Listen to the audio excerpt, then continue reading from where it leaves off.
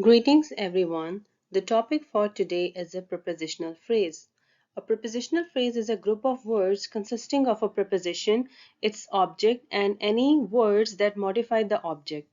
So most of the time prepositional phrases modifies a verb or a noun.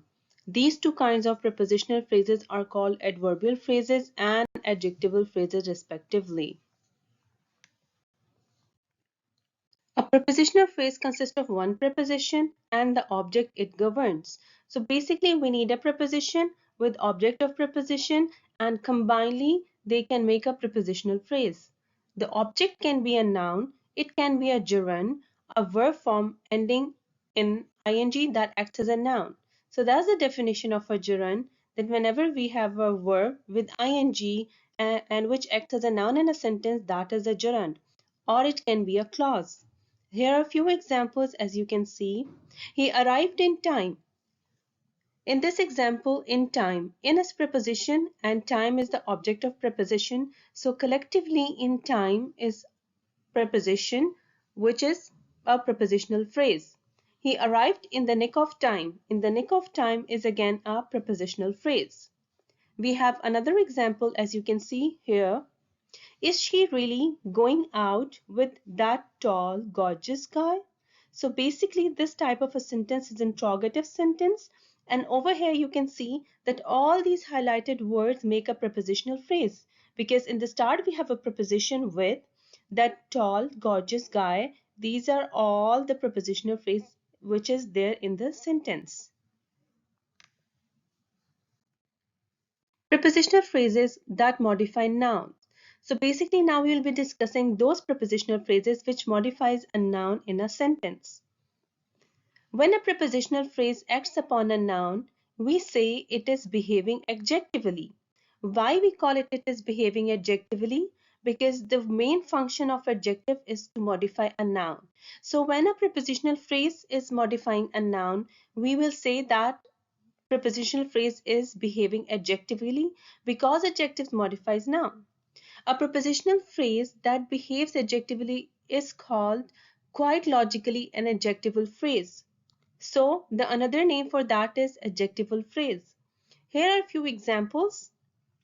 The cat in the middle is the cutest. So the cat is a noun.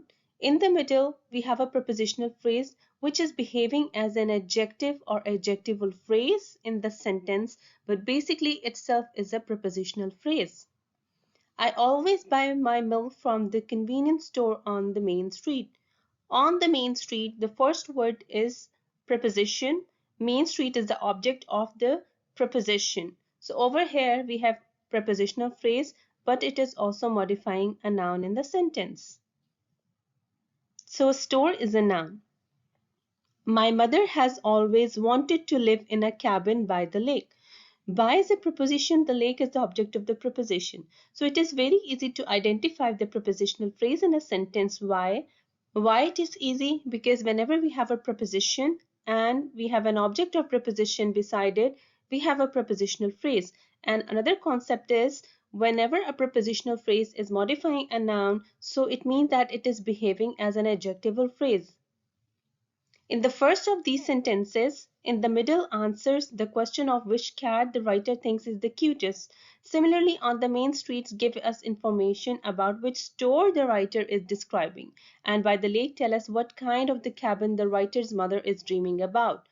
All of these adjectival phrases provide specificity to a noun in order to enhance our understanding. Prepositional phrases that modify verbs. So when a prepositional phrase acts upon a verb, we say it is behaving adverbially because adverbs modify verbs. A prepositional phrase that behaves adverbially is called an adverbial phrase. So in the previous slide, we have discussed a different concept, and in this slide, we'll be discussing another concept where the prepositional phrases will be modifying a verb. So whenever it is modifying a verb, we will call it that adverbial phrase. There are a few examples. To find the person who stole the last cookie, look behind you. So over here, you can see that behind you is a prepositional phrase, but it is modifying look. And look is again asking you a question where.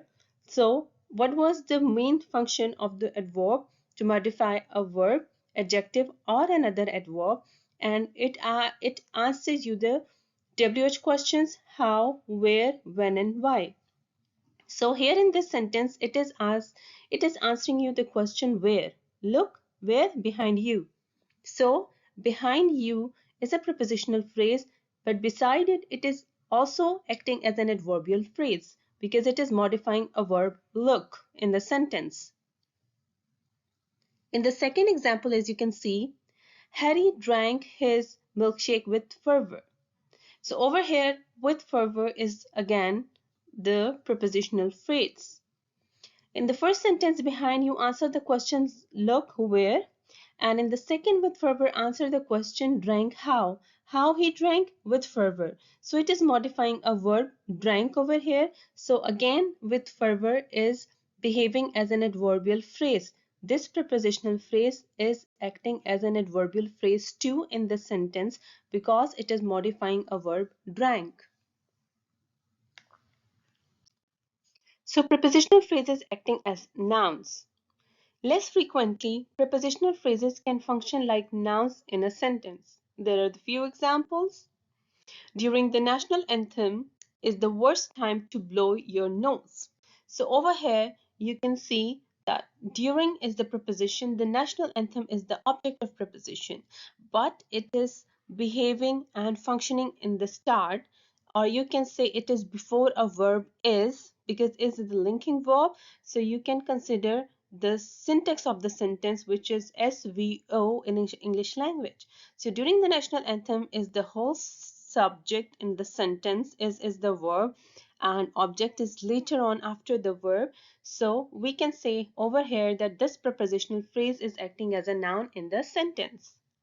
After the game, in the second example, you can see that after the game will be too late for us to go to dinner. Over here, after the game is the prepositional phrase, but it is acting as a noun because it is mentioned in the start of the sentence, or it is behaving as a subject, or it is functioning as a subject in the sentence. After is a preposition, the game is the object of the preposition, which were the two things required to make a prepositional phrase. Using prepositional phrases in the beginning of the sentence, here are the few examples. After trying multiple times, Haritha finally cleared the equation. Over here, after trying multiple times, here the prepositional phrase is used in the beginning of the sentence.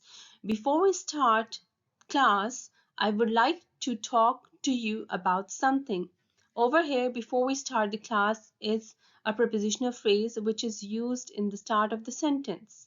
According to the weather forecast, the next 2 days are expected to be very sultry. Over here again, according to the weather forecast, this prepositional phrase is used in the start of the sentence or in the beginning of the sentence, or acting as a subject in the sentence. In the second example, you can see that the prepositional phrases will be used in the middle of the sentence. It means that they will be acting as an adjectival phrase. Why? Because in all these examples, they are modifying a noun in the sentence. The girl is a noun. In the second row is the one who has recently joined. So in the second row is a prepositional phrase, which is behaving as an adjective, or we can call it as an adjectival phrase as well. The cafe on the 4th Street has really good muffins. So again, on the 4th Street, on is the preposition, the 4th Street is the object of the preposition, and it is modifying the noun, the cafe. So it is also, this prepositional phrase is also behaving or acting as an adjectival phrase in the sentence. The man with the big mustache had come to the store today morning. Over here, with the big mustache is the prepositional phrase. Also, we can call it as an adjectival phrase because it is modifying the man, or you can say it is giving you further information about the man. The third example you can see using prepositional phrase in the end of the sentence. So the box was kept under the table. Where it was kept under the table, so you can see that under the table is a prepositional phrase and it is answering you the question about the where, so it is also behaving as an adverbial phrase. We were planning to order food during the break. During the break is a prepositional phrase. I went to the grocery store across the street. Where you went? The grocery store across the street. So it is behaving as an adverbial phrase. But basically the grocery store across the street. The across the street is the prepositional phrase. Phrasal prepositions. So what are phrasal prepositions?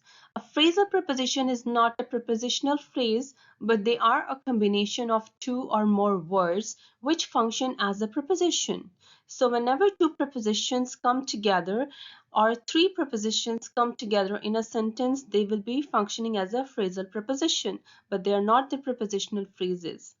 There are a few examples: along with, apart from, because of, by means of, according to, in front of, contrary to, in spite of, on account of, in reference to, in addition to, in regard to, instead of, on top of, out of, with regard to, etc. are the most common phrasal prepositions. Now you can see the usage of all these prepositions here in the examples mentioned below. They, along with their children, went to Atlanta. Along with, the two prepositions come together in a sentence, but they are called as a phrasal prepositions. According to the new rules, you are not right. So according to, again, we have two different prepositions used together in a sentence, so it is a phrasal preposition. In spite of, here you can see there are the three prepositions. In spite of being a good player, he was not selected. I am going out of the city. Out of is again a phrasal preposition in the sentence. You can see the list of the prepositional phrases. There are the different categories like for in, on, at, by, and out. We have all these preposition, and beside that, there, in addition to all these preposition, we have object of preposition, and how with these preposition and object of preposition you can make a list of prepositional phrase for each different preposition. For in, you have in time, in demand, in off, focus, in an uproar, or for on watch and schedule, on the record, on the road.